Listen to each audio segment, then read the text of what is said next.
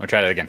What's going on, everyone? Welcome back to another episode of TSI Side Mission, where I take myself and a couple members of the TSI crew, and we bring in a couple guests from outside our little family here, and we talk about a certain topic in the world of Google Stadia.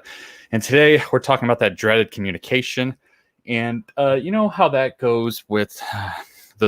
This has been a really weird week for Google Stadia. It's the good ups and some bad downs. But without further ado, let me bring in everyone because you're tired of listening to me talk. We got Richie from Sounds of Stadia.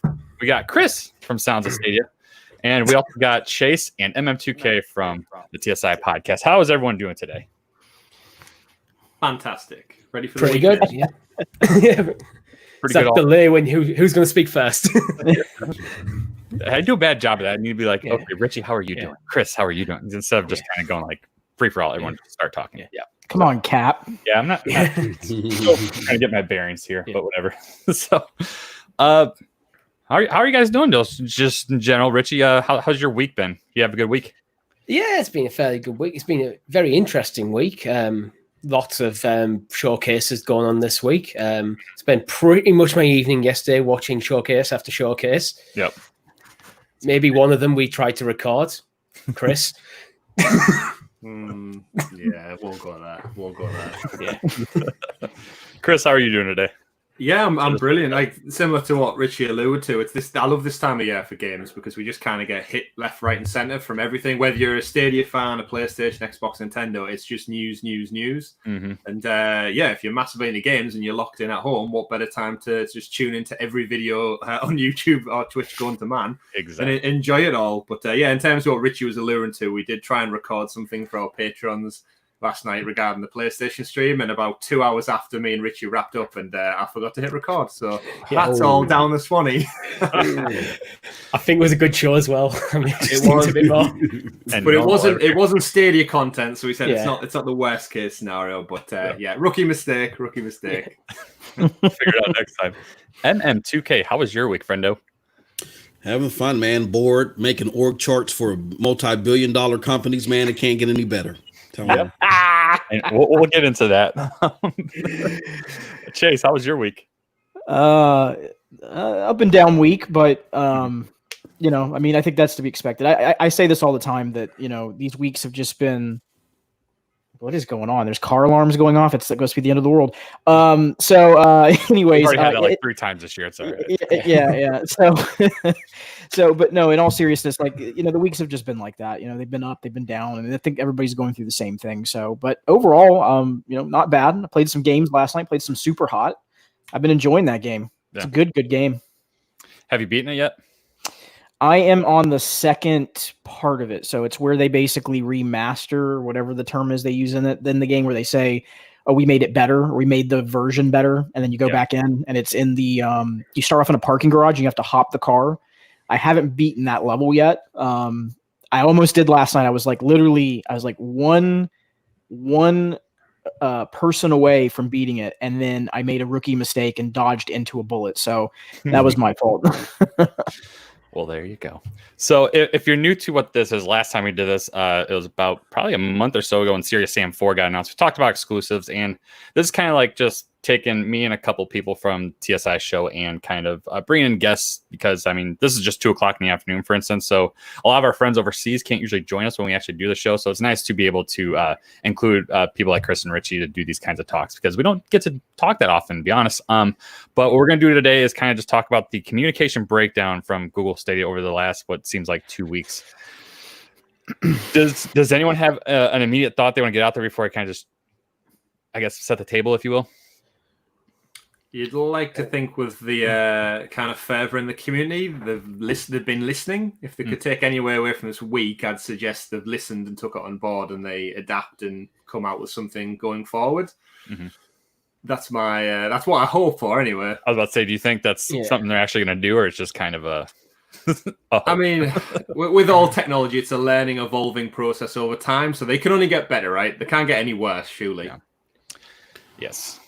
To piggyback off that, I get a feeling like exactly what Chris said. They're listening, but they're kind of agitated too because they're like, don't fault us for not knowing this already. You know what I mean? And it's like they're listening, but they're putting implementations out of what they're listening to that might be okay, but a little bit sloppy. And we'll talk about it later. Like, I think the $10 coupon, whatever, it's cool, but it's not, you know what I mean? It's not going to supplement the gap in what happened with CD Projekt Red. You know what I mean? So that's just the type of stuff that we're seeing. Yeah. I think the one thing for me is it works as kind of a caveat to the entire discussion is we can get a bit irate sometimes because we're passionate about it and we want it to succeed. And it seems like they dropped them. Sorry, Richie. Who's mowing the lawn back there? Yeah, who the hell got Ray Charles playing the harmonica in their background?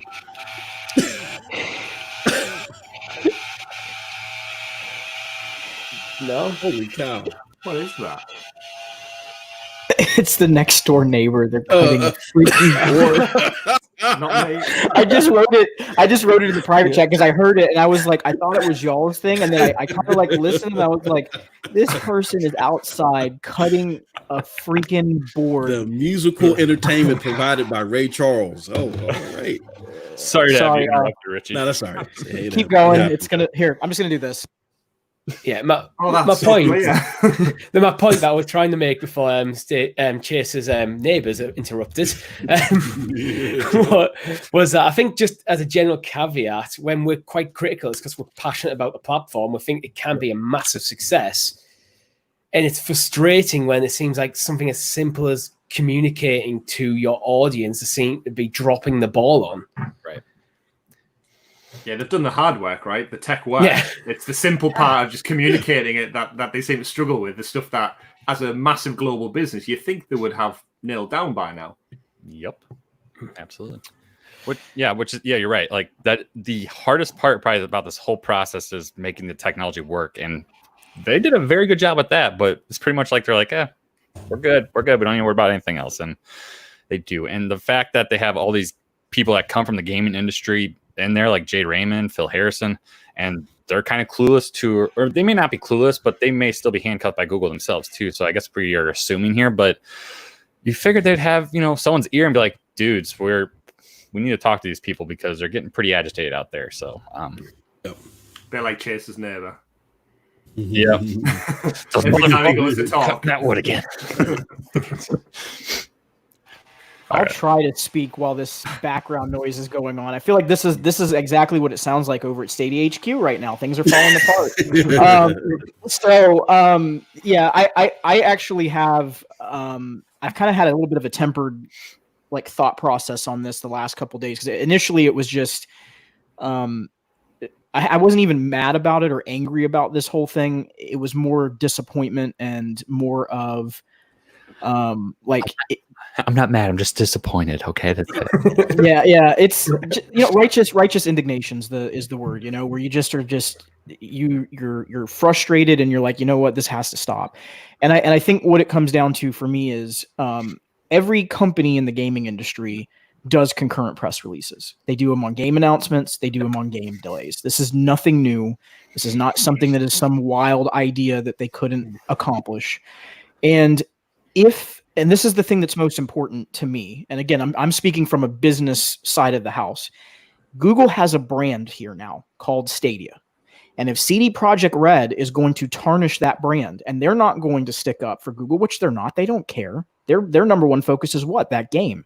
Mm-hmm. They're more focused about that game being on the PlayStation and being on the Xbox. That's just a fact, y'all. I mean, I don't want to be disingenuous here and come out and say that they're thinking about Stadia at the forefront. They're not. They're more concerned about that game being on the PlayStation, the Xbox, and PC.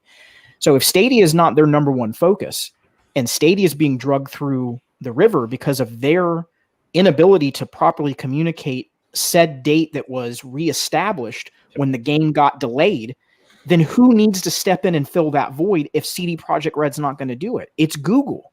By default, it's Google, because who do they answer to, folks? They answer to me. They answer to Chris. They answer to Richie. They answer to MM. They answer to Bryan. They answer to every single person that has bought into this ecosystem or potentially will buy into this ecosystem. So they have got to get their head on straight with this stuff and recognize they did not have a good start out of the gate to begin with in November. It has been a downhill struggle, and it's been an uphill battle trying to get back the narrative. They finally got a positive place out of the Connect and out of the release of the platform, the free version. And then we get right to this point, and it's like they just threw it all out the window. Yep. By just not recognizing simple things. This isn't rocket science, y'all. We're not talking about advanced level marketing and PR. This is the base level stuff that they should be able to do. Right. And I think we'll get into why that's happening, because Clive actually the other night we were doing a communication or a conversation about this, about the hive mindset. Yep. He found something that I think actually answers the question. I think we now know what the answer is of why things have been happening the way they are. And I'll leave that to a little bit later because I don't want to jump too far ahead. Cool. And you mentioned press releases, so I highlighted Charles' comment.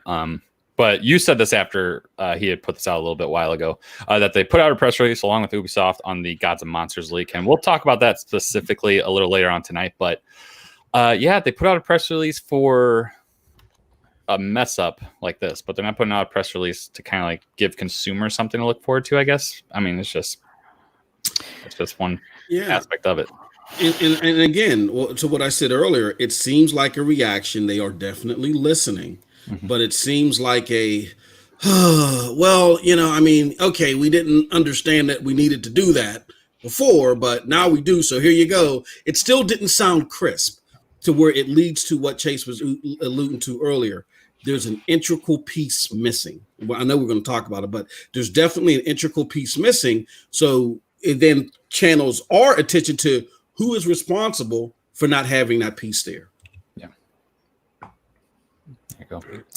So if you've been living under a rock, last week about May, no, that's actually probably a couple weeks ago at this point. So the 29th of May is when Cyberpunk's developer CD Projekt Red came out and mentioned that the games are coming out on September 17th for every platform except for Google Stadia will come out later this year.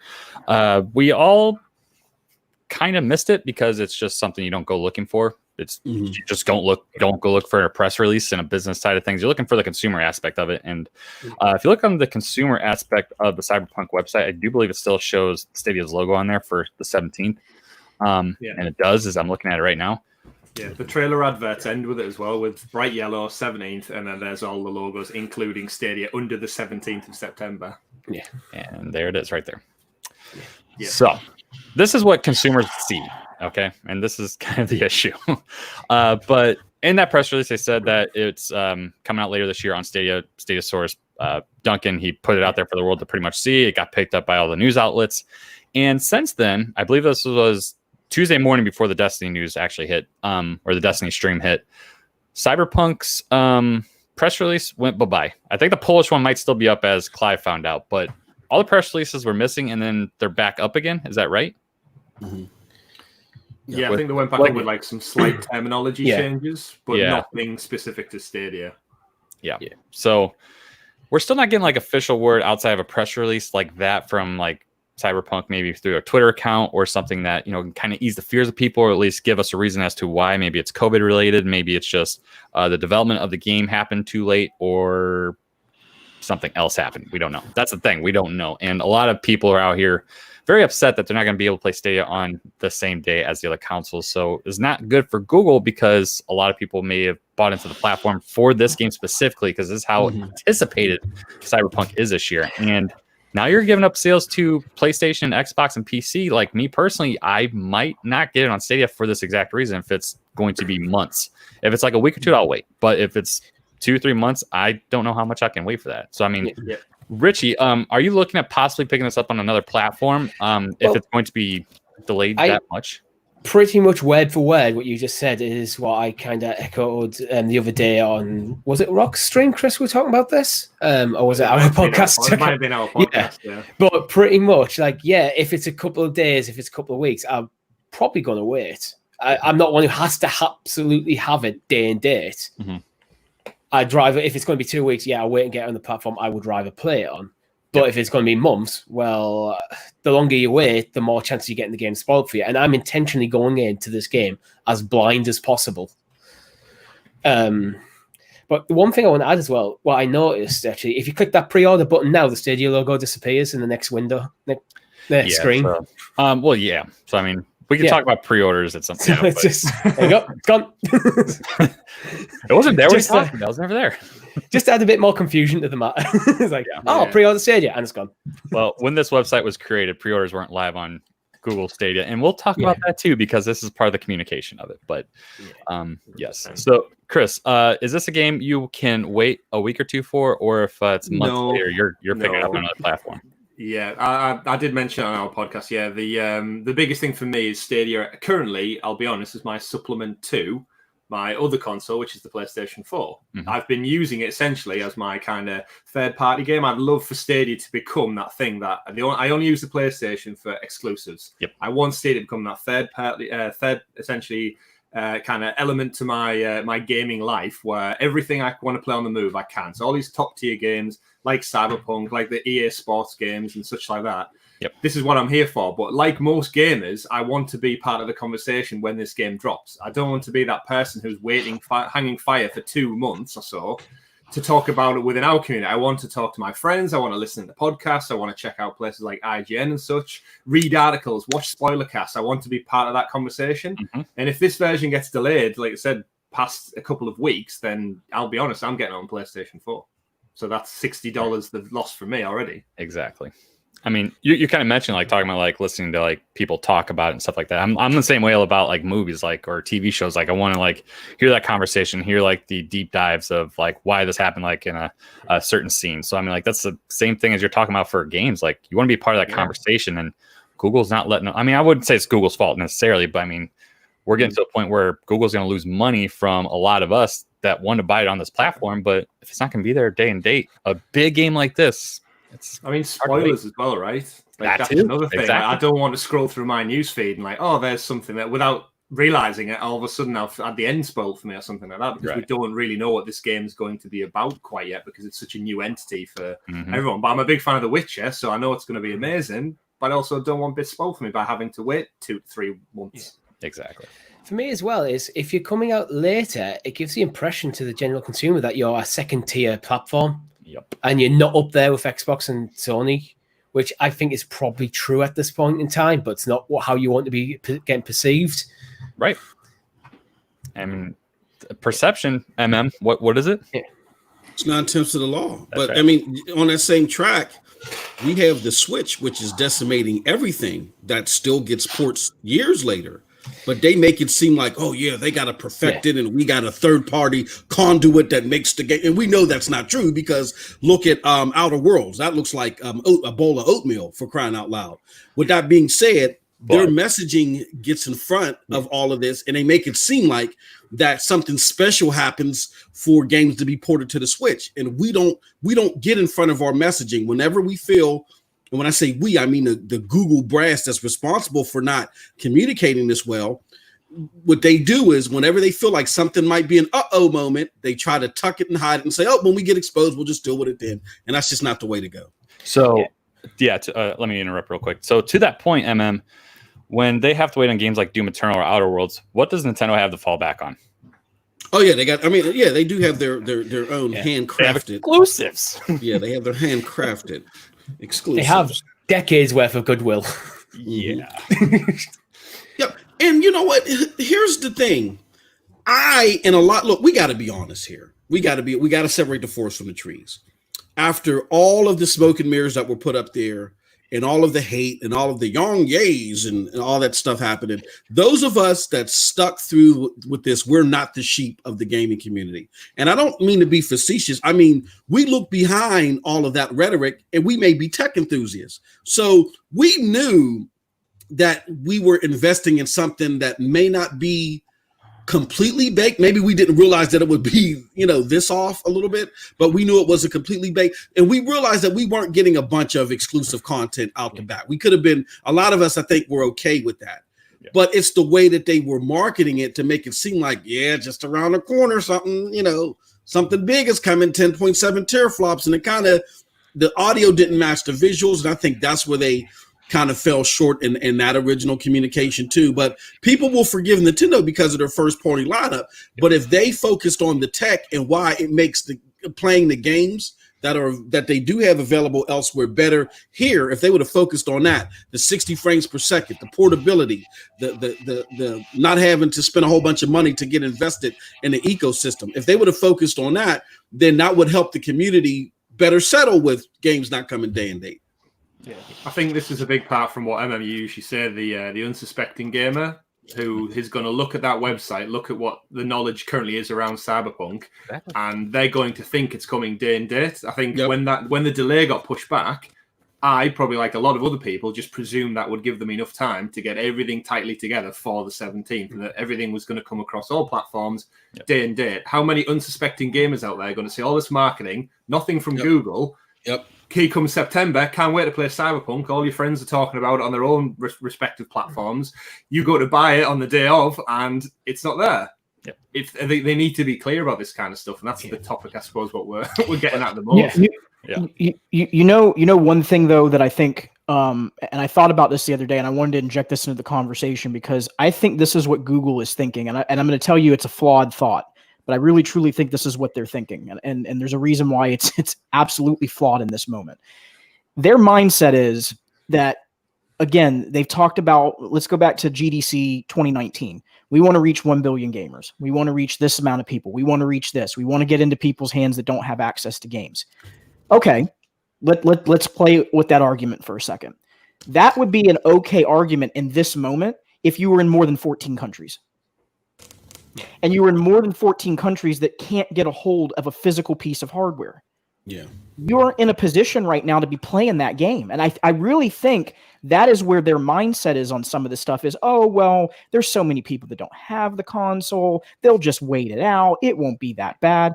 Again, if you were in the markets where that was the situation, then you have a valid argument. You're not in that position to be making that type of a thought process.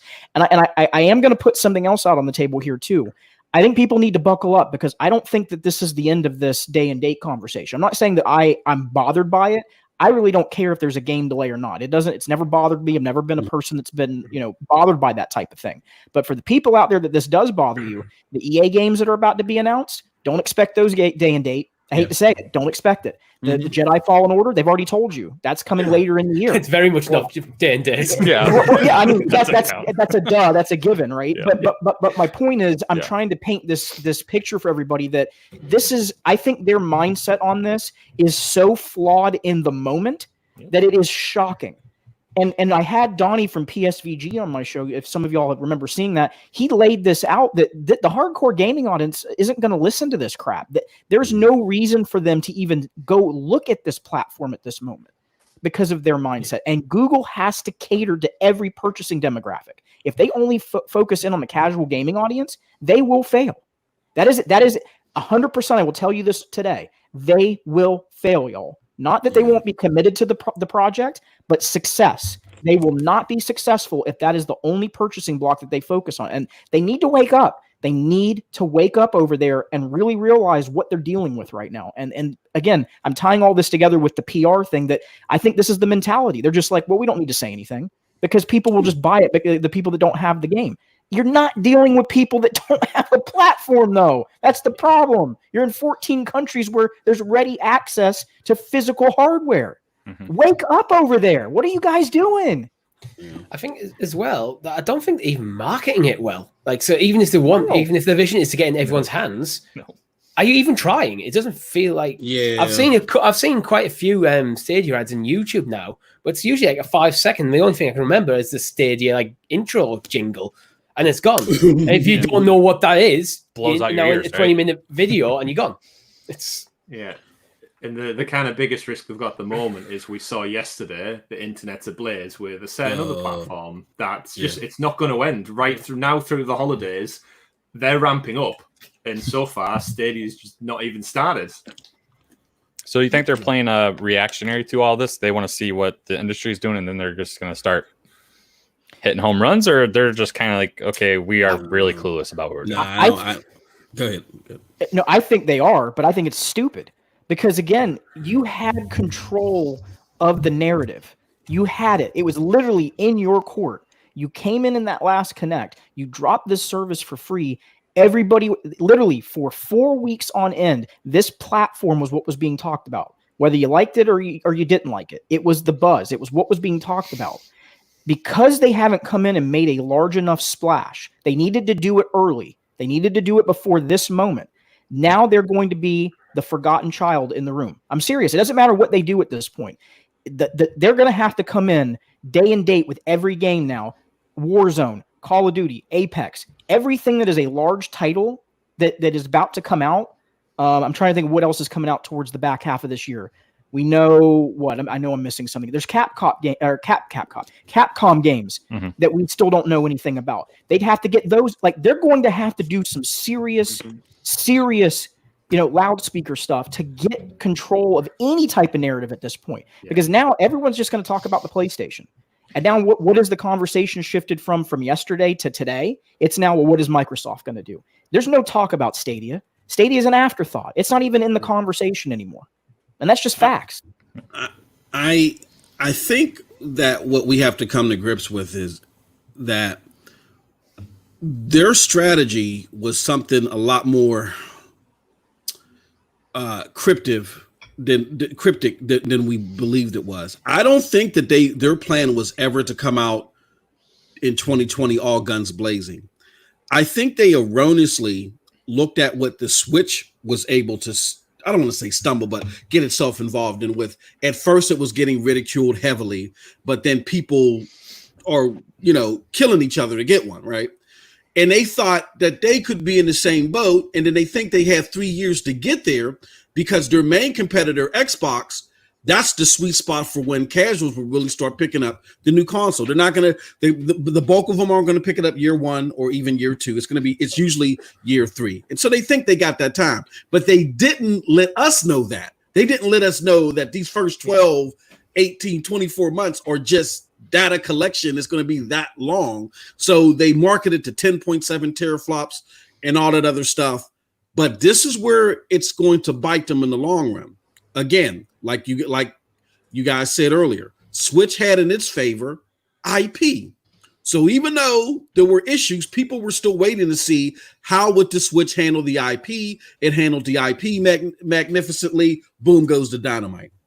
Another problem that they have with that is they are getting so much heat and they're losing so much mind share that even if they do knock it out the park in 2 to 3 years, they may not be able to recover.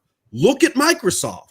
Microsoft is giving you every single freaking game ever made away for $1 and a box of Pop-Tarts. And they still are getting stomped out 3-1 this generation. Why? Because as someone that covers gaming, people still refer back to the shows of 2013 and 2020. And this is where I implore Google, you better get with the damn times. This is not Silicon Valley. This is not some app. You better listen to Phil Harrison, because I think they're being hamstrung. You better listen to Phil Harrison, Jade, Shannon, and understand how gaming works, because that Silicon Valley mind state will not work out for you in the long run. I think the interesting thing with Nintendo, they came out the gate with Switch with, do you like Zelda? He's Zelda. Yep. He's a massive IP right off the bat. What did Google come out with? Do you like Doom? He's Doom 2016. Oh wait, no, he isn't. Still haven't heard don't have about that game. Yeah. It's going to be a stealth drop like a random Wednesday afternoon or something now. I went through a period every time of predicting that it was going to be like maybe the month before Doom Eternal dropped as a pro game, as a way of entice people into the new Doom. Nope, had the same completely wrong. We all were. Yeah. It's perplexing how Doom 2016 is still not ready. Yeah, it was one of the tech demo games as well. They literally use this to tech demo the console. Yeah. But we keep going back to it week on week. That the biggest thing, hands down, is the roadmap. There's no roadmap. Like we've been conditioned through years of anyone who's followed any other platform. We have key dates in the summer when they announce things. We know when the new equipment's coming out or the iterative consoles. Yet here we are, waiting kind of like tooth and nail on the end for weekly updates on a community blog that sometimes happens weekly, sometimes doesn't. The stealth hidden away in Reddit. And or hidden away deep behind like CD Projekt Red like articles that we need Duncan to excavate apart and find the answer for. Whereas, if they just give us some clarity about what the rest of the year is going to look like, what titles are coming at the end of the year, I think everyone will be a lot more appeased. Back to what Richie said about Nintendo, there's your console. There's not much on at the moment, but guess what? You're going to have a big hitter come this fall. Yep. We don't know. We don't know if there's anything coming tomorrow and 2 months' time. It's just kind of wait and see approach. Yeah. Well, one Nintendo with the Switch was, he's Zelda, Mario's coming later. Yep. There you go. Two of our biggest IP. Yeah, one. Yeah. Can I Yeah. Yeah, real quick, Brian. I just want to add just something to this. Just it's very small. I think the overarching thing here, because I know we're all just kind of saying our piece and kind of venting, but I think the overarching issue here is Google has to go back to the drawing board. They have to find a credible solution to PR and marketing when it comes to just Stadia. They need to separate them away. And this is where I was going to throw this point in. Clive found that Phil Harrison sent someone that was inquiring about an inquiry with Google, not to a Stadia PR team. This is the man that runs Stadia, y'all. Let that sink in for a second. He is the VP that runs Stadia. Someone had a press inquiry, a media inquiry, and he sent them to press@google.com.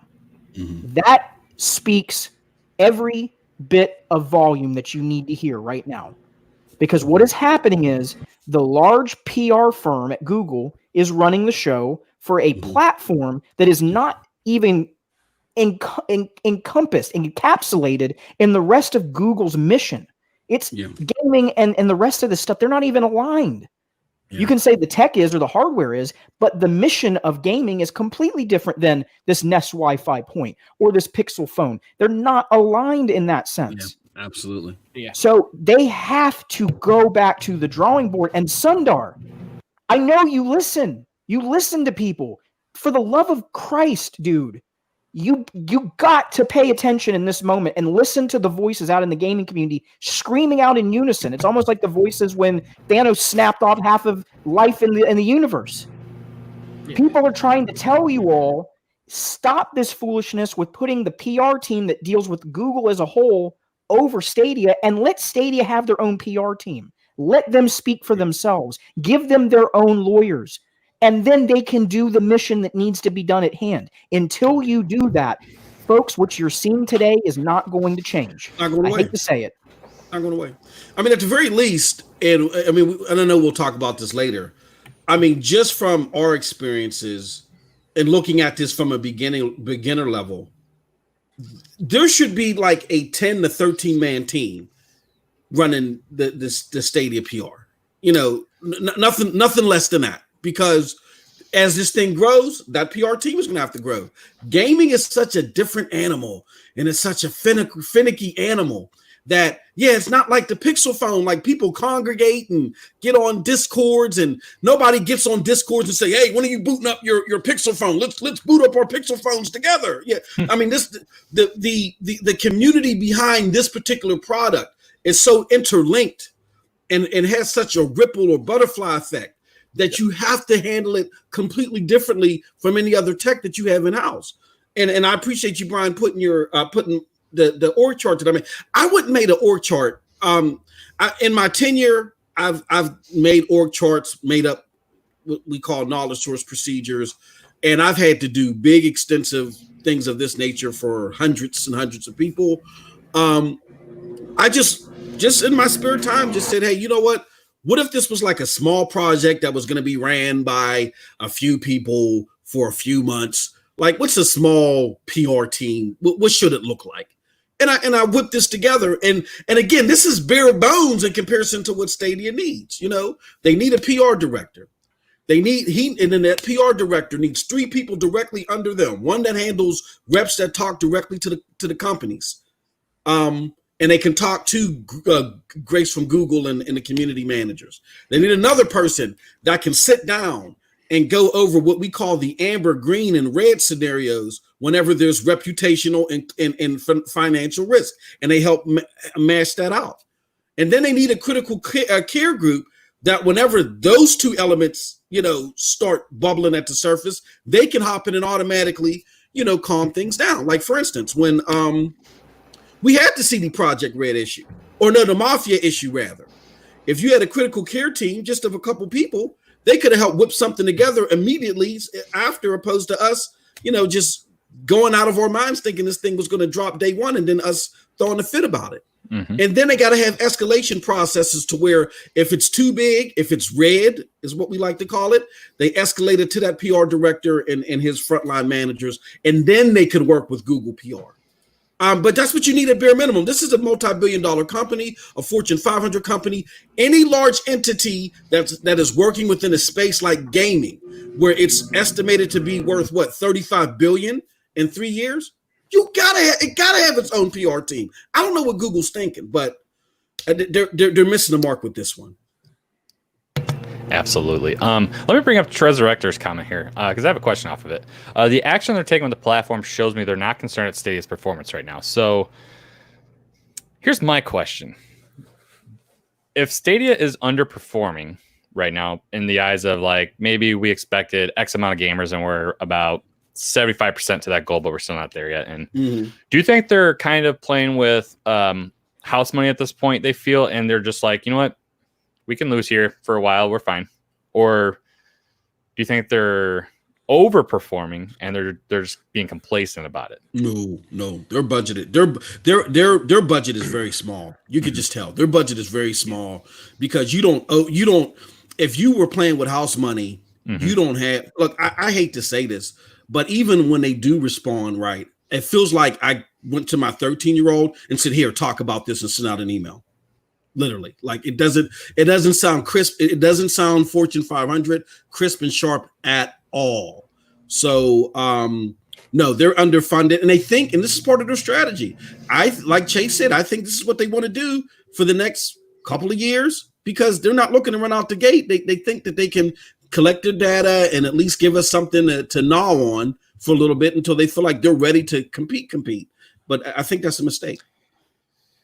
The problem with that attitude is it's not really up to Google whether they need to compete now or compete later. They're out now. They are currently competing with PlayStation 4 and Xbox One, whether they like it or not. And now they're about to start competing with PlayStation 5 and Xbox Series X. And they're currently losing the battle of the current gen. That's not a good position to be in. No. Not wrong there. It's just a mindshare problem. Like, again, look back at 2020. I've talked to big name publications and got into little spats with them on Twitter. And they said, quote, I remember this, it's etched in the back of my brain. Xbox deserves all of the shit that they're getting now. And at the time, this was 2019. They deserve all the shit that they're getting now because of what they did in 2013. Yeah. This is following a whole new regime, a whole new leader, a whole new philosophy. The fact that they're giving away games and Pop-Tarts now, people still feel that they deserve to get quote unquote shit because of what they did in 2013. So perception is not tense of the law, and you got to work on mindshare, and you got to work on that day one. Indeed. Who do you think this week from that organizational chart pulled the plug on Stadia when shit hit the fan yesterday? Because someone must have went, oh, we need to fix something, pull the plug, and it went down. It went down for you guys, right, as well, for about 10 minutes or so. Yeah, you know what was really disappointing about that is, Chris, to your point, is they put out a press release to publications. They didn't say shit to us. Nothing, not just a peep. Tweets about it. Not a peep. They didn't address Stadia being down for over half an hour. I don't know why. Why not have a banner come up, server shutting down in half an hour for maintenance? Done. This is the whole point of to just encapsulate what we're talking about here. There is no PR division at Stadia. There is none. Yeah. That is evident. It's now proven. We've seen it from Clive's research that he did literally in that live stream. There is none. There is none. And I think we gave, and I'm at fault for this. I have to admit this, y'all. I gave Phil Harrison, John Justice, Jack Buser. I literally said they could go in and they could be the spokespeople for this thing. But thinking in the back of my head, they have a PR division that can help them craft the narrative and craft the language. Because at the companies they came from, y'all, they didn't just go out and start talking to people. They went and talked to their marketing teams to say, hey, do you think this is good? Do you think this isn't good? Is this the best way to bring something forward? If that doesn't exist, do you think any of these people feel comfortable talking out in the open? Hell no. They don't want to talk out in the open if they don't have that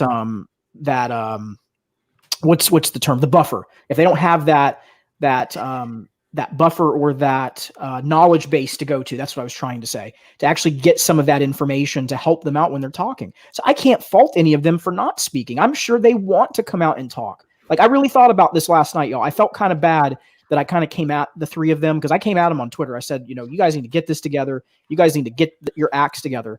But you know what? I can't fault them if they're under someone's thumb at Google, right? If someone is basically saying, keep your mouth shut, do not say anything unless our legal team clears it.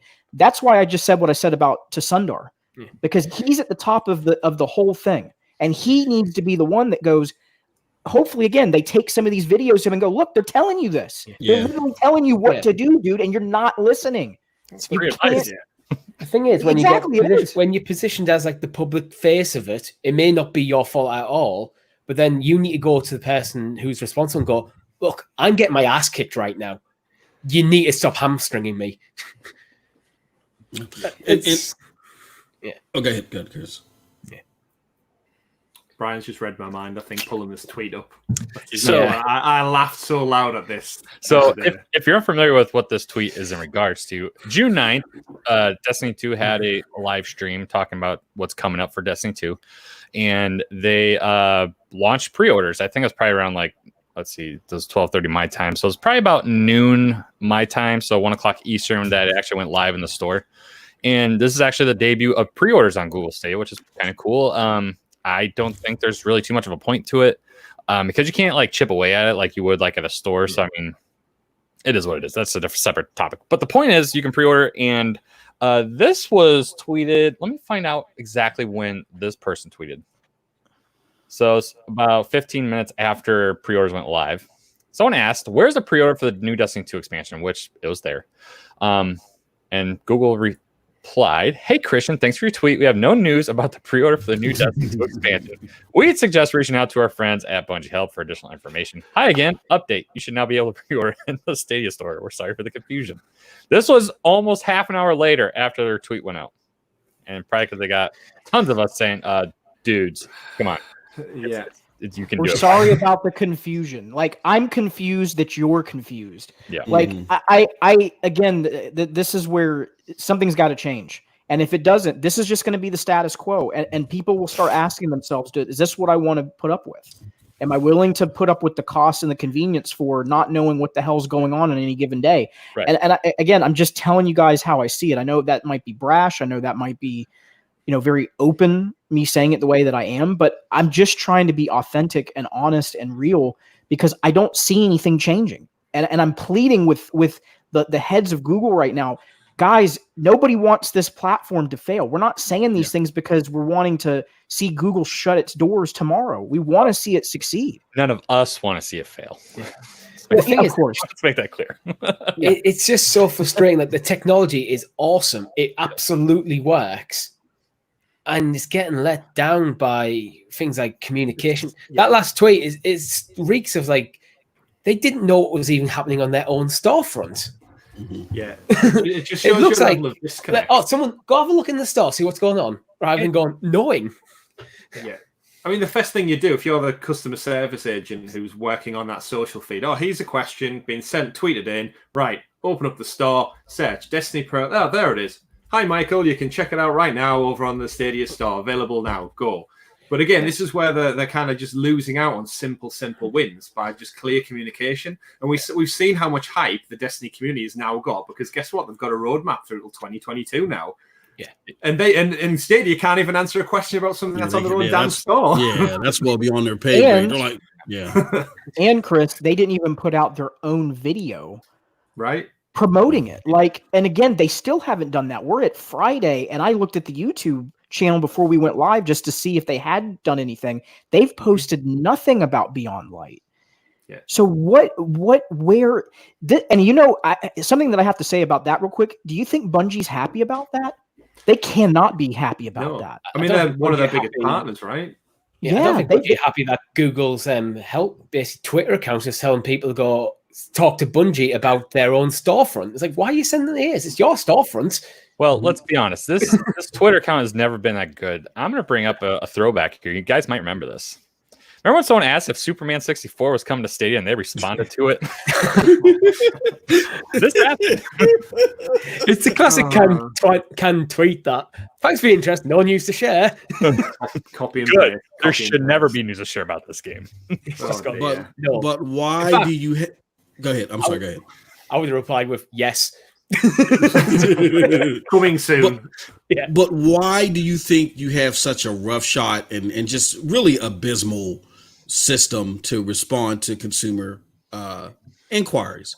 Because you don't have an intention of fully answering these questions appropriately. Like that wasn't budgeted for. So we got a bot. So let's give the all appearance that we're gonna put on the gloves and fight with PlayStation and Xbox when you're really not. You're behind the ropes and you're just eating your popcorn and watching them go at it until you feel like you can get in the ring. Bryan, can you do something real quick? Yes. Can you do me a huge favor? Just because I know our people from Google are watching. I know but they're sitting there cringed up. But can you pull up the org chart real quick? Yes. Because somebody brought up a real good point about what happened with the whole God and Monsters thing.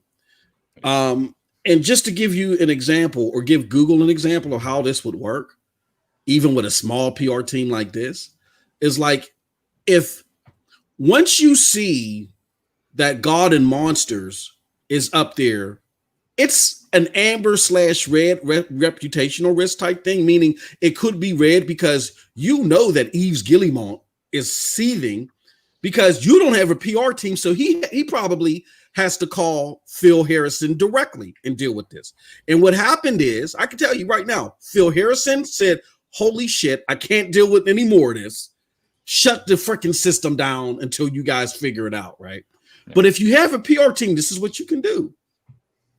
PR contact 1, 2, or PR contact 3 discovers the issue. Alerts critical care management team. Critical care management team escalates it to the managers. They work with the PR director to figure out how to deal with Yves. But while they're filling out how to deal with Yves, then they send a message out. They say, look, let's check our checklist. Oh, we got to let the people, we got to we do have to shut this down. We got to let the people know that we're shutting this down. Oh, hey, community manager, Grace from Google, please let everyone know that we're going through maintenance for a half an hour.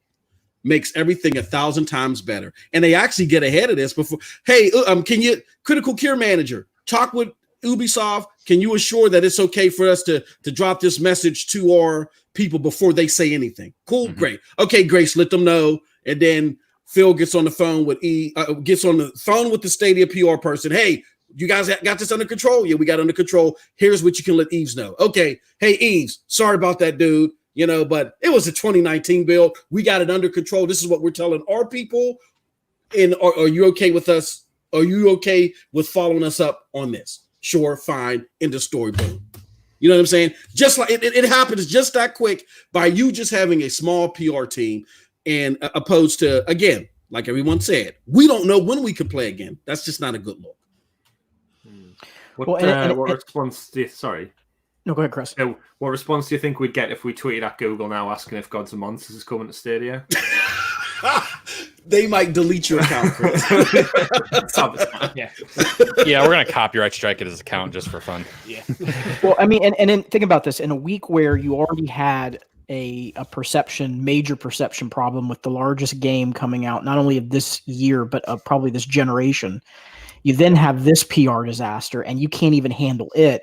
They just got into, I don't even know what I would say is the comparison. It's almost like Ollie and Frazier, right? You basically just got into the ring and got 1-2 punched in round 1, and you're on the mat. And you're lucky if you're going to get up off of this, because again, you notice that the media articles that were written weren't positive about, hey, we got to see all this gameplay of Gods and Monsters. It looked awesome. It was, yep, Stadia didn't handle another mistake by Stadia, another mistake. Yep. That's all the articles have been, y'all. And I'm just trying to just give them some insight. Listen, I'm just a lonely guy that lives in Florida that really don't have a big role in a major company in the specific role that you're asking for. but I do have a background in a industry where I see this going on day in and day out. And if I can just give you a little bit of wisdom, you know, just a penny for your thoughts. If I can just give you a little bit of wisdom to say, hey, maybe we can make one or two little changes to maybe make things better. God damn, it's free. I'm not even charging you for this stuff. Hey, like, Chase. Does Google have like separate PR teams for like YouTube and Pixel and all these kinds of services that Google does, or is it all just press at Google? No, like, is there a press at YouTube? YouTube has actually their own press team. Chris, you might know about that. You work in telecoms. As far as I'm aware, the Pixel's got their own division, but then that's over umbrellaed by the Home division, which is like the Nest and the security cameras and such. So it's kind of too many overlapping ones, and I think it's kind of, as you go up the tree, it just gets a bit more muddied. See, the thing with YouTube is they fall under the main press umbrella, but they're their own separate, like, it's almost like a separate wing. And that's fine. That's what Stadia needs. They need their own wing. What's going on is they don't have their own division. They've got people that are answering questions that have any idea of what gaming is. The only thing that they know is tech. And that, again, that is fine when it's dealing with a Pixel phone or a Nest Wi-Fi point or a Chromecast. That's not what this is. Yep. And that's why I have that middle team there, the client product engagement team. If you read my buy notes, I know it's making everyone go to sleep, but I said you have to ensure that these are avid gamers. Why? Because you can't decide what's critically bad or what's critically a risk if you don't understand the product or service that you're marketing. Like, how do you know that Cyberpunk 2077 not coming day and date, being exposed the way that it is, being bad, if you don't game? This is they probably looked at Mafia and said, oh, it's just like Mafia, it's going to blow over. And it's not, because they're not gamers. So you got to have people that are experts, that have handled the product and service, that understand the demographic within the team to communicate in, or you're going to get this all the time. It's just common sense. You need diversity in these people as well. If you're truly targeting everyone, then you need to get as many diverse people with different influences in gaming as possible. Because one game is not the same as another. We have different interests within gaming. Like, it's someone who likes to play like 2D Super Mario games is not the same guy who's playing Overwatch. Like, they have very different games. Like, well, they might be. They're both on the Switch. Yeah, okay. There might be. Yeah, again, there's crossover, but in terms of what the challenges them games might face, they're very different. Yeah. Work to be done. Work to be done for sure. I know I went off on a mini rant, y'all. I'm sorry. I'm just impassioned by this minutes into a rant. I'm just impassioned by it because I work around people that I see do the job so well day in and day out, and it's almost like a slap in the face to those people, because I see people that aren't even at the same level. Like, look at the amount of money that Google has, and they're doing the job 50 times better. And it's almost disrespectful. It almost feels like, as me being the consumer of Google, Bryan, I almost feel disrespected that this is how things are happening. And that's not the place we should be in, You know why it feels disrespectful, Chase? And I'm sorry to keep chiming in here, because I feel just like you. And we all do. And me and Richie were talking before the show. Like, what's going on. The frontline people, the boots on the ground, the people that make this stuff work, that are there for 12, 13 hours, maybe working 6 days a week, no lunches, just breaking all types of laws for the sake of this product, right? They do everything right. And then you get the mouthpieces that say, we got a budget of like $15 in a pack of Twizzlers for the PR. So, we'll figure it out along our way. And they screw up everything that these guys done. This technology is fantastic. It has done wonders. It has made people like Chase and I say, you know what? I'm reinvigorated in gaming. But then you just have the simple mouthpieces that can't get their act together, but perception is 9/10 of the law. It goes a long way. So that's why it's frustrating, because someone like me, who ain't touched the knowledge source procedure since 35 BC, I can tell you what to do. This is ridiculous. It's ridiculous. It absolutely is. I mean, perception, we can just go back to yesterday. Well, let's start before we go there. A year ago, when Xbox announced they're releasing their all digital edition, how was that perception? Do you guys remember how that went down? People, People did not No, like I it, remember, right? Yeah, I remember the name, just discless, not landed very well. Disclose. Yeah. But yesterday, PlayStation announced that there's going to be an all-digigal PS5, and have you guys seen reaction to that yet? It Yes. seems positive, right? Yeah. We didn't quite record one. Well, Yeah. Sorry, Chris. I told you they were going to keep coming. Yeah. yeah. It's again, the market's what? It's about 50-50 now from brick and Yeah. mortar physical purchases to digital. And again, no doubt the global situation right now has forced more people towards a digital front.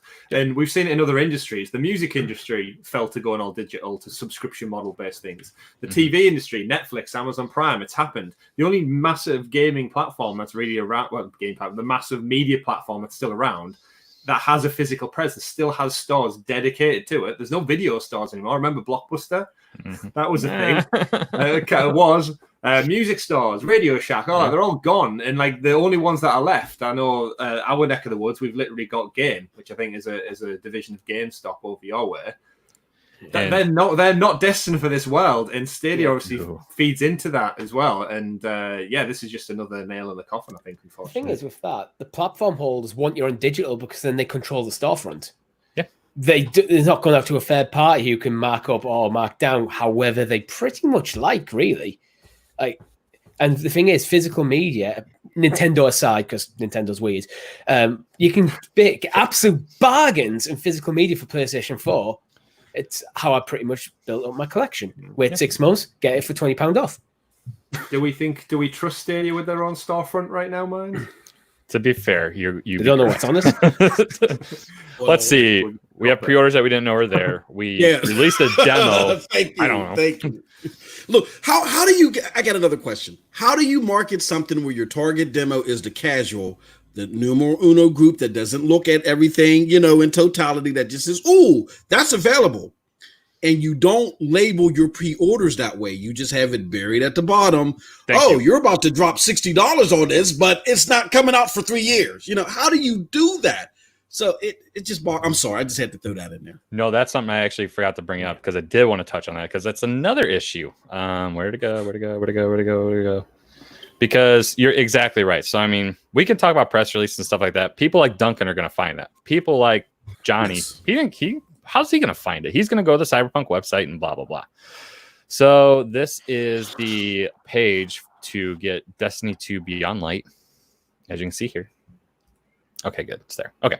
So Destiny 2 Beyond Light. And you would assume, it says buy right here. Just says buy. I can start playing this right now. Exactly. Yeah, holy cow. Hold on. Now it's at the very, very last line. Pre-order now. This is such an easy fix as well. Where it says Pre-order buy, right here. Yeah, that's it. That's your fix. Done. Turn it to pre-order. Yes. The button you're going to press. It is simple What are you doing? HTML code. Simple HTML code. We used to do in MySpace back in the day. Yeah, I can do this. Come on. MySpace. Do you guys see they take the money immediately as well? It's not one of those. Duncan. Yeah. That's a faux pas. You can't do that. No. Because can you cancel it? Does it say cancel or is it like after that you're done? Somebody's already tried. Yeah, I think it might have been Clive who actually clarified it, saying that, but it might have been Tom actually in our own chats. They basically said because it's classed as DLC, it's not a game. You also can't get refunds on a pre-order, which it is actually like if you go back, it includes the base game. I think it says. Yeah. See, when I bought it, I noticed last night, and see this I didn't realize until this happened because I bought the full deluxe edition to get everything. It changed the Destiny 2, the splash screen when you first log in. It doesn't have Pro on it anymore because I actually bought it outright, and because the game's included, it took the Pro indicator off because now I don't technically have it as Pro now. I've actually purchased it. Yeah. Right. So does it look like Beyond Light or does it look like this? It looks like Season of the Arrivals. Oh, so it doesn't look like that. It looks like yeah. But the point is that is an incorrect statement, and they might actually get themselves in legal trouble on that one. Again, I'm not a lawyer. I just have some legal background from some of the schooling that I did. But I'll tell you, you can't come out and say something like that if part of the purchasing piece is the actual game. There it is. So you might need to go back to the drawing board. And again, this goes back to the whole communication thing. So were you able to use your $10 off coupon on it? Oh, it wasn't. I didn't have that yet. I bought it before that. Oh, okay. You bought it Tuesday then? Yeah. Okay. About to say, because if it did not count towards it, because it doesn't work towards DLC, which kind of sucks, but in the terms, I believe DLC is excluded. So if it worked on this, and that's proof that's actually considered a game. Interesting point. Why would you exclude DLC for it? You're still getting the That's a good purchase. question. Because you can't refund it either. They can't refund it. Yeah. So it sounds like that. At least that if you get a refund, you might get that voucher back. And that might be the only bright spot here. I'm tempted to test that. Just buy a game that I want, refund it, and see if I get £10. Do it.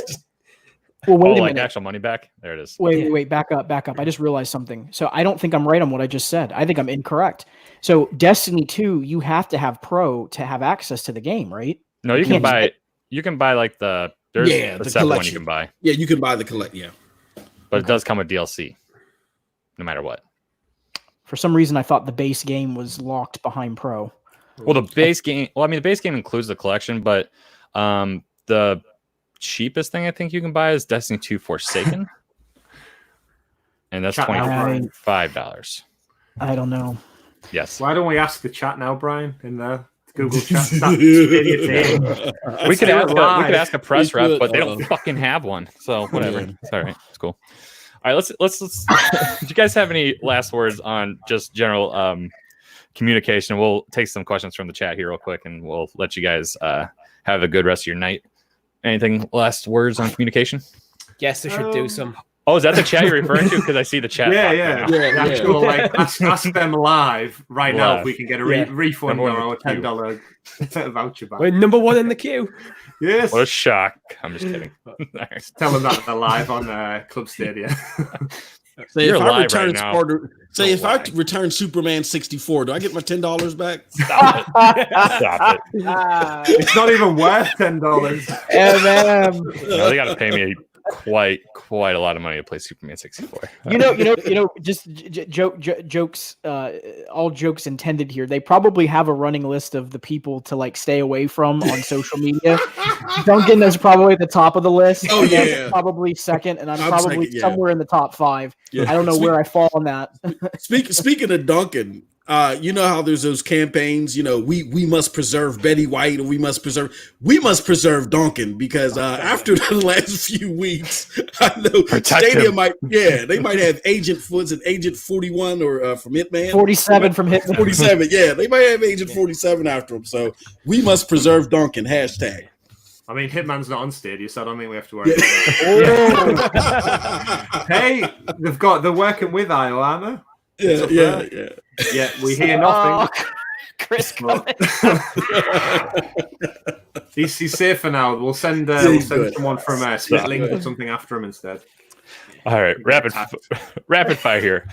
Eric asks, I think we're probably both going to be covering a lot of this on our actual podcast here, but how do you think Ubisoft reacted to the leak? Let's just go with a one-word response here, because they did release a press release for it. So, Richie, how do you think they initially reacted? In one word? Not well. 2 words, but that's 2. Not dash well. Got it. Yeah, hyphenated. How about you, Chris?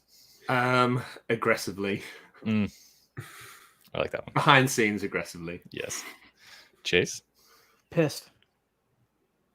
Yves probably temporarily changed his name to Yves Killimon. Yeah, I'm gonna go with pissed or we'll go with that one, pissed, because that's. We'll talk about it later. Okay, let's to Resurrector. 7 asks, when should Google make a Connect? So quickly would be when they should. You know what? Monthly. Yes. Just do one every month. A monthly one. I agree. On YouTube. Use it. There you go. Well, I mean, you take away the specialness of it so should they use the Connect brand, or should they do just some like a monthly roundup video? Just a monthly roundup video. It can be under the Connect brand, and you can have something bigger to take the place occasionally when you need to. I mean, they have Save Point, right? They just don't really use it. Yeah, but it's kind of like here's a save point check-in of Stadia news, and it doesn't really surmise to anything other than what we've already talked about and we know. Don't summarize it. Yeah. Well, I agree with Brian. The Connect should probably be more spread out, like the Super Stadia Saturday. We don't want to saturate it too much by doing it all the time. Exactly. Can I throw something in there too? Like, at this point they got to grab mind share. People still think it runs at 20 frames per second. Do a Connect every month and spend like maybe 5, maybe 10 minutes having someone play the game, having a content creator play the game, show a Division 2, show a Doom Eternal, show how great it looks and the fidelity and how well it does. Do that to help get people to even at least know that this thing works. Yeah, there you go. It's that easy. Chase? I mean, we don't even know what. Sorry, Chase. We don't even know what's happening with the IGN. They're supposed to be part of that, and we're on day 3. And as the biggest Stadia fans out there, we don't know to expect anything, or just it's just. I want to put it in my calendar so I can make sure I watch it. Like, why can't I have a theory about that, but I'll save that if you guys want me to throw it out there at the end. They could call it like the Stadia cast point. I mean, there's different buzzwords. Stadia cast point, huh? Yeah, they could. They may have so many. Market that. Yeah, there's so many. I'm just saying it's like a buzzword. You could find any Google acronym and make it fit basically a monthly show if they don't want the Connect to be the monthly show. I think the Connect should be quarterly, every 3 months. That's my personal opinion. Fair. But I think they need to do a monthly check-in, like what Richie and what Chris were describing of, like, they need to find ways to engage with the community and engage with the broader gaming audience. And they're missing the mark. They don't get it. And again, I don't know that it's Phil and John and Jack and Shannon's fault, and even Jade's. Maybe they just can't. Again, they're under a unique type of situation at Google. We know how the hierarchy is there. It's much different than a lot of the other landscapes. But as far as a Connect, to answer this question, I actually think that we may have got our Connect already, y'all. The one that we got may have been moved ahead, and it may have been pushed ahead because it was interesting. Within, I think, 5 or 6 days after, and I might be wrong on this, it might have been 2 weeks. I don't remember what the distance was between the Connect and the IGN Summer of Games where they put out basically the press information. They took Google off of those public-facing itineraries. They're no longer listed on there. They're on the articles. They say Google Stadia is a part of it, but on the public-facing actual itinerary, Google is absent. They're not there anymore. I'm beginning to wonder that we may not get anything, y'all. As much as I thought there was a lot of movement that suggested we were, I don't know. I don't know anymore. Well, the movement is that they literally told us in the summer we'll see them. I mean, yeah, but there were other moves too. We've seen a lot of the ESRB and the USK. It accelerated. We were getting games a lot quicker with the ratings. But they literally said that sometimes can be like the calm before the storm. Like, we're going to go quiet for a little bit while we get everything together before the big drop. Right. That's what I was referring to. So yeah. What Richie was saying. I'd be interested to see how the Ubisoft going ahead with their own Ubisoft Forward event. July has put a lot of, again, we know they're one of the biggest partners with Stadia, so how much of it's been put on the back for now, maybe not after yesterday. I'd be intrigued to know how much has been maybe put on the back burner due to them doing their own event, and how many like agreements behind the scenes have said, right, you keep tight-lipped for now, you can go all guns blazing once we've got our bit out the way and we've announced you playing Gods and Monsters officially and all that kind of stuff. Yeah. So I think there's stuff to come. It's all being held behind the dam right now, ready to go. I hope. MM? Sounds good. MM? Anything else to add to that? No, I think you guys could definitely covered it, man. All right. Next question. Dwayne asked, when you see big multi-platform games like Hitman 3 and Resident Evil 8, what is your confidence that it comes to Stadia? 0 to 10. Well, right now it'd be a big fat 0. But Chase, I don't know how I want to truly ask this question, because I mean these are just specific examples here. Can we add this when? Because it depends when. I think when is a big factor, right? They haven't announced the actual dates these games are coming yet, right? No, but here's the thing. I don't know if this is. Let me stop, because I think you're going to ask something specific. Let me not get ahead of myself. Go ahead, Brian. I'm sorry. No, keep talking. Okay. There's nothing up here. So. Okay. Unusual. No, I mean, most of the time with these larger games that we're seeing come out right now during these events, the reason that most of the time, right? Most of the time, the reason we don't hear anything from Stadia is because PlayStation had the announcement exclusivity. They were the only one allowed to announce it first, Right. and then platforms announce afterwards. And you notice in a lot of these announcements from the PlayStation conference, it was only a couple of games, but there were a few where we saw other watermarks on there, right? Same thing with the IGN day one, where we saw a lot of the games. They had more than just one watermark. So these are games that, and I think people have a right to be concerned here. I want to be very honest. I don't want to, people that have said, well, don't worry about it. I don't know that I would say don't worry about it. I don't know that I would also say freak out to the 10th degree. But when these games are coming out, the ones that we're seeing right now, these are in the development cycle that started when Stadia came into the landscape. It's not the ones prior. So these should be the ones that Google should be able to be having conversations about with these developers to get on the platform. And the fact that in day one at this IGN event, the only game that is on Stadia or coming to Stadia, and I shouldn't say is coming to Stadia, it's already on Stadia, was Borderlands 3. That was the only game out of day one that had any tie to this platform. And that is something that I think people have a legitimate reason to say, I do have a concern. But Chase, notice how for Borderlands 3, and Duncan pointed this out, hashtag save Duncan. They didn't even have Stadia's logo there. Yep, and that's agreed. what takes me back to my tinfoil hat. I know this is rapid, but I believe that a lot of the close to the vest, secretive, cryptic messaging is because Google wants it that way. Some of these games are probably coming, but for some crazy drug-induced reason, I'm sorry, they think that it's going to work to not let people know that you're really doing your best to get games on your platform. They think it's, they think that's the way to go, and I think it's wrong. I don't think that's a bad theory there, because I think it makes sense that they want to save big announcements for the Kinect. So I mean, like saying like, yeah, Resident Evil 8's coming to Stadia, like that would be a big announcement. That's, I don't agree with it necessarily, but Yeah. you can show off a trailer then during the Kinect still. They did it for Doom Eternal, so you can still come out and have like, your version of Aaron Greenberg, which they obviously don't have, but come out and say that, yes, Resident Evil 8 will make its way to Stadia this Can I just push back on that, though? Then Phil Harrison, and this is where I am going to challenge him, then you can't come out and say that we're going to let the publishers speak, and they're the ones that are making the announcements. That was also a PR rep, though, for Google, wasn't it? It wasn't actually Phil, was it? It was some random rep.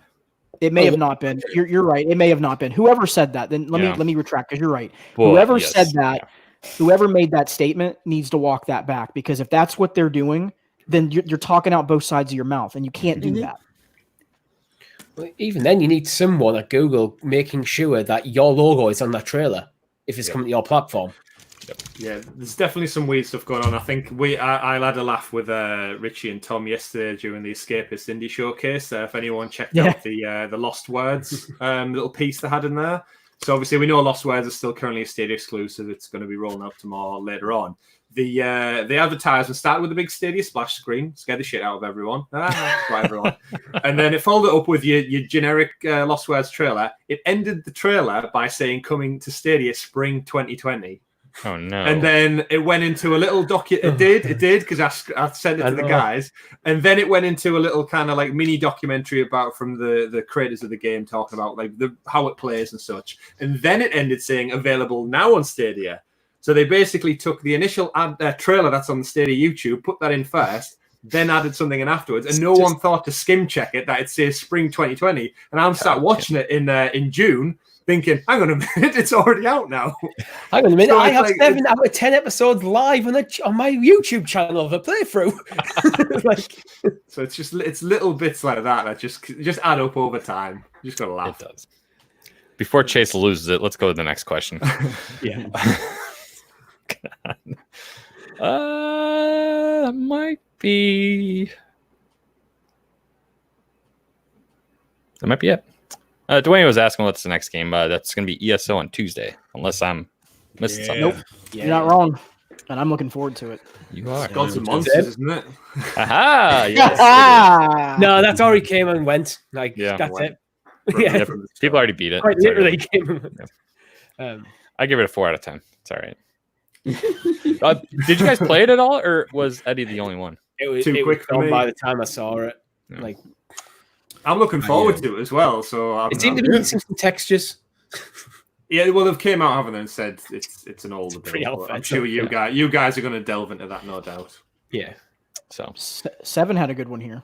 He said we are still missing something from splash damage. That's a good shout. we are. I predicted we were going to get something from them during the last Connect. We need to hear something about that. At least what the game is. There's nothing wrong with just saying, "Oh, coming 2021 or winter 2021" or something stupid like that. Just give us an idea of what to look forward to.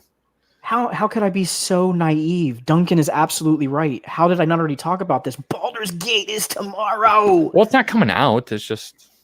Well, we're gonna get an early Early access. access. I'm predicting it. I don't count early access. I tend to prefer to wait till the game is released. Don't dash my hopes. It's been how long since a new one? Shut up, Richie. I mean, this is the original Sim 3 anyway. It's not Baldur's Gate. And Chris is like, that's not a game I'm interested in. So let's move on. Next topic. I'll play with the Davy Jones guy for a little bit. Davy Jones. Oh, jeez. All right, fellas. You got any last things? I think it's a good stopping point there before we get on another chase rant here. No, I'm done. I swear to You God, sure? I don't want to talk about this again. I wanted to get this all out of the way before later tonight, so I think this is like a good venting session for some of us. Can I say that I probably joked a little too much. Sorry, Google. I didn't mean to say it was drug induced. That you know that was a little bit too far. I will say this though, that despite the issues that we're seeing, we do have some stellar people there with some great pedigrees there. I just think the Google brass has to just let them do their thing. I said on the tweet earlier, I'm looking for the link. When I found it, I'll put it in the chat. Phil Harrison, he has this meme about him that he's behind the demise of PlayStation and Xbox. And that's a farce. He was one of the original 40-man people at PlayStation to help build it together. And he actually signed on Naughty Dog. And what game is everybody talking about that's coming in a few short days? Last of Us 2, baby. The Last of Us 2. I got a clip of him talking about this. So I'm going to put that clip out there in the chat. But understand, we got some great people there. And we just need the top brass at Google to understand that and let them operate. Let them do their thing. There you go. I think this is... Nope, that wasn't it. I was looking for your tweet. You got to talk about these two fine gentlemen that do Sounds of Stadia, my favorite podcast. I had to throw it in there. Last time he serenaded us. Of course, we're going to let them share their awesome podcast before we go. But I just want to make sure you guys had any of your last thoughts that you just want to get out there first, and then we'll go from there. It's been good. It's been a great therapy session. Yeah. I'm glad we managed to jump on and chat. Absolutely. So, Richie and Chris, tell people where they can find you if you guys in the chat happen to be new to these fellas, which I hope not, because they do. I think you guys are social media communications. Clearly not that well if you've not heard of us just yet. We need to get Tom on that. I mean, Tom's not here because he didn't get the memo. So our back and forth clearly isn't that. He's real tight with Google, so he didn't want the bad rep if he joined. Didn't want to represent. But yeah, so Sounds of Stadia channel. We've been around before saving. September the 30th was when we started. Before it existed. Brought to you by myself, Richie. That guy there with the beard, and our other third co-host is Tom as well. Three guys from England, and we bring you weekly podcasts, live streams. We're currently doing Assassin's Creed Odyssey. Richie's playing Lost Words, Beyond the page, which is coming in spring. Yes. So yeah, check that out. But no, we basically give you a weekly summary of Stadia news, so similar to what you guys do on the Stadia Initiative podcast. Just summarize our thoughts, give you different impressions, and just enjoy. We're all big gamers. We try not to keep too narrow-minded with the Stadia stuff. We are PlayStation, Nintendo, PC, Xbox gamers as well along the way. So we try not to caveat ourselves into that too much. But we're just along for the chat, along for the ride, and we want to see Stadia do well and flourish. I do want to leave it with one question though for Bryan and the other guys. Is that when you do the Stadia Initiative podcast, I'd love for you to consider me, Richie, and Tom as the X-Men to your Avengers if there's a space. I'll quite happily take that. There's an awesome series called Avengers vs. X-Men, so we should get that going. I'm down. When with when that game comes out, Capcom versus X-Men, we'll get on it. Yes. Avengers versus X-Men. You know what? But Yes. I think the rest of the group will absolutely say you are the Yes, X-Men. absolutely. So which guys do you guys represent? Like, I've just already are you Rogue, Chris? I don't know. Yeah, you'll be Rogue and Tom can be Jubilee. we'll have a think about that and get back to you. They'll send out a presser. Yeah, Exactly. More than Google can do. Just Google. a big thank you from me, Richie, and Tom for having us on. We made a point this week of just trying to let people know that we do come as a set, but we're also individuals, and we're also passionate in our own regards. We've got our own thoughts, and you guys reaching out to us is very much appreciated, and we love to see what Stadia and yourselves hold in the future. Very excited. Absolutely. yeah, definitely. And we appreciate you guys coming on because I mean, obviously. Hold on. Before you go, Duncan in the chat says, "Want breaking news?" No, Duncan, we don't. Nah, if you want us to keep fighting for that hashtag spare Duncan, you better tell us. What the hell is it? What is it? Chris quickly checks. Whoa! out I think this is it. Hold on.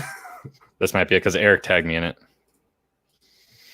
According to a new report from CNBC, AT&T is looking to sell Warner Brothers gaming division, and Activision Blizzard alongside EA and Take-Two have expressed interest in purchasing the division from AT&T. Wow. How much money can we gather? Is that what, yep, there it is. Yeah, how much?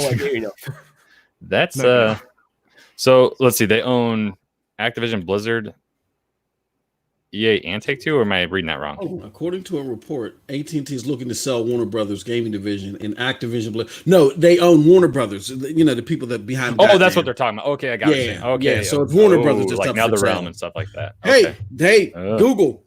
If you buy Warner Brothers, all is is forgotten for the most part.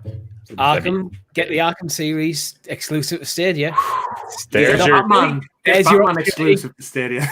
Yeah. Mortal Kombat. Oh man, Mortal Kombat went exclusive. That would the piss three a that lot have of people thrown off. their hat into the ring right now is Activision Blizzard, EA, and Take-Two. I'll tell you who's probably going to win out. Xbox. Well, I mean, I'm saying if we're talking about these three companies, I mean, EA has got some money sitting in their back pocket. Activision does not right now, and neither does Take-Two. So I think EA is probably the one that's going to be. They're going to be doing everything in their power to get a hold of those properties. Oh God, I hope they don't. Yeah, I don't want to see it either. Wow, that's pretty. Yeah. Wow. I can't imagine though. As much as I'd love to see Google jump into this, this is going to be a serious. We're talking some serious money here, y'all, for those properties. I don't know that Google's going to jump into this as much as I'd love to see it. They're not going to see it for a couple of weeks anyway due to marketing. So by the time they pick up on this news, Jesus Christ! There you go. he's doing it. There you go. Yeah, there's an opportunity there. Google as an organization. Tag Phil, tag Sundar, tag them all. Yeah, tag them all. Google have the money to win this fight if they want it, and it's a well-known studio with some decent, very good IP. Sound it out at least. Well, and they also own. Don't they own the Mortal Kombat under? Yeah. Warner Brothers. Yeah, Warner Brothers, NetherRealm. Yeah. Yeah. So I mean, there's. Lego.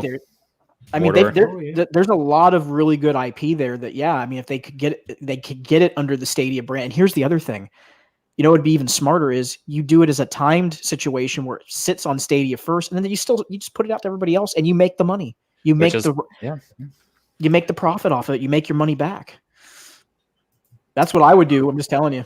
You got those properties are massive.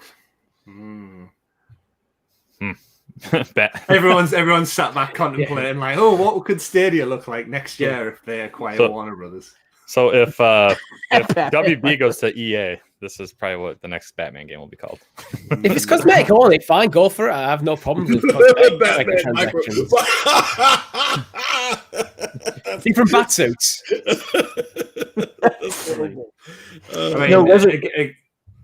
No, go ahead. I was going to say again, EA are obviously losing potentially the Star Wars license soon, so they're going to have a big void of IP to fill. Yeah. Yep.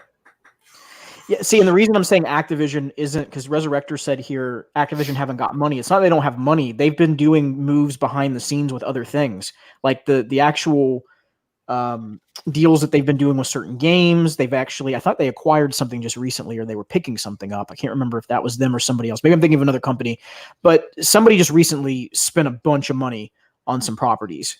Oh, it's what am I talking about? It's didn't Microsoft? Isn't that who I'm thinking of? Didn't Microsoft just pick something up? 5 studios last year. Yes, that's what I was thinking of. So they're strapped for cash. They're not going to be spending. So maybe Activision is in that conversation then. Maybe it's EA, because I can't see Take-Two is not going to be able to compete with EA and Activision money. It's just not possible. Well, there's some more news for the week. There you go. We'll talk a little bit more about that later for sure too. So, any last words, guys, before we send us all home? Just check out their podcasts. Absolutely. They do an amazing job. Yep. Comes out every Monday on YouTube and podcast services around the globe, wherever you're on it. All you do is search Sounds of Stadia. And where can they find you guys on Twitter? At Sounds of Stadia. Yeah. Got all the official tags. There you go. Yeah. Pretty easy. Except for MySpace. We're still working on that one. Yeah. I can do the coding. No, just kidding. So you can put pre-order in there instead of buy now. Yeah, I can't do. All right. Chase has left the chat. All right, folks, we want to thank you guys for hanging out with us. And then you said Monday it goes up live on podcast platforms and YouTube as well. Yeah, every Monday. Yeah, awesome. I want to thank guys in chat. I want to thank my two awesome co-hosts from TSI Podcast, which is going live in 3.5 hours. So we'll be back here on this channel. We'll have a little bit of the bubbly Chase and maybe a little bit of Proper in there too. So Chase, let people know where they can find you, and we'll wrap this puppy up.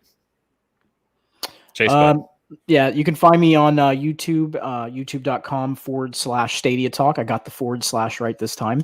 And you can find me on Twitter at Phantom UFC Fan. And no, Duncan, that is not Manchester United. Cut it out. We've started saying that now just because of that. MM2K, wrap us up. All right, got your pencil sharpened? All right, you can catch me at broadbandbullies.com, pnts.com. We got some big surprises coming there. Stay tuned. And you can catch me on Twitch at Mighty Most TV. I don't know. You can catch me on Twitch. And then you can catch me on YouTube at Stadia Dosage and MM2K. Perfect. And I'm Bryan. You already know where I can be found on YouTube. You're already here. So, all right. In the meantime, we will see you guys in just a few hours for the main show. We just wanted to kind of get all off our chest now. So we just did. So wonderful. You guys stay safe out there. Wash your hands. Eat healthy. I don't know. Drink some water. All right. See you guys. Can I say one more thing? Absolutely. Yeah. Totally forgot. Even though I'm sat here staring at Richie's face for a second, I've just realised we're about to do Assassin's Creed Odyssey play. Literally in half an hour, and we've particularly segmented it in to try and catch some more of you lovely US guys over the other side of the pond, and we're cutting it off before your stream starts. So if your viewers have nothing to do in the meantime, we'd love it if you jump over and just continue the conversation while we're going that, and we'll be wrapped up before you guys start, so you can just ping back and forth freely. And do I have a bottle of rum for this stream? You have to join us to find out. But folks, check it out, because Assassin's Creed is an awesome game. That's all I've been playing lately on Stadia. So, and Chris, you'll be around for long. Oops, up. Because Stadia has proven they can pull games whenever they feel like it. So, but I don't think it's indicative of what we're going to be seeing in the future. But unless they keep dropping random betas out of nowhere. Anyway, all right. So, Chris, you'll be playing it, right? Yes, I am. Okay. Yeah. All right, perfect. Okay. So in 30 minutes, he'll be playing a little bit of Assassin's Creed. I dropped a link in the chat. You can hang out and chat there, and we'll talk there. We'll continue the chat, and I'm sure we'll be watching Chris. Do you play with Alexio, or do you play with the Cassandra?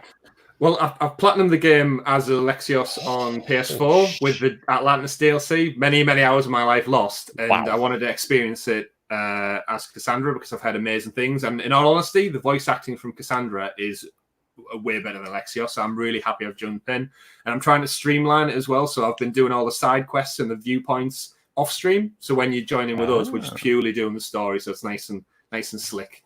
Perfect. She's snarky, isn't she? Oh yeah, she's awesome. She's brilliant. Love it. All right, folks. That is going to be it. Again, in about 27 minutes now, you can watch Chris play more Assassin's Creed. Link is in the chat. We will catch you guys in a few hours after that, and you have a great one if we don't see you again. Thank you for joining us, guys. See ya. Bye. Bye.